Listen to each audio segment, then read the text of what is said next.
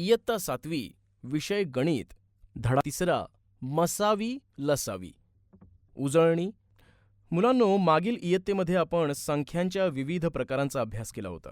उदाहरणार्थ मूळ संख्या, संयुक्त संख्या, सहमूळ संख्या, जोडमूळ संख्या यांविषयी आपण माहिती घेतली होती. आज आपण उजळणी म्हणून या संख्यांचा अभ्यास करून त्यावर आधारित काही प्रश्न सोडवूयात. मूळ संख्या. ज्या संख्येचा एक व तीच संख्या असे दोनच विभाजक असतात अशा संख्यांना मूळ संख्या असं म्हणतात. उदाहरणार्थ 7 व 11 या दोनही मूळ संख्या आहेत का ते पाहूयात.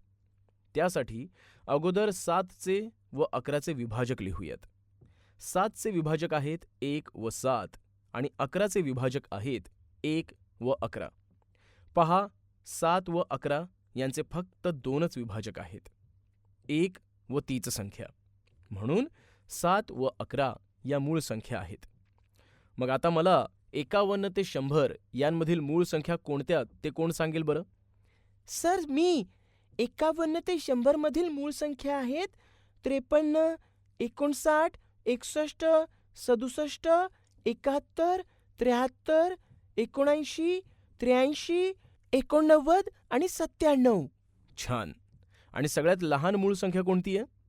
सर, 2. अगदी बरोबर. संयुक्त संख्या.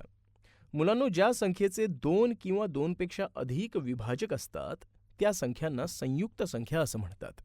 उदाहरणार्थ 6 व 24 यातील 6चे विभाजक आहेत 1, 2, 3, 6 आणि 24चे विभाजक 1, 2, 3, 4, 6, 8, 12 आणि 24. पहा, या दोन्ही संख्यांचे 2 पेक्षा जास्त विभाजक आहेत. म्हणून 6 व 24 या संयुक्त संख्या आहेत. मुलांनो, हे लक्षात ठेवा की 1 ही अशी संख्या आहे जी मूळ संख्याही नाही आणि संयुक्त संख्याही नाही, कारण 1 या संख्येचा 1 हा एकमेव अवयव आहे.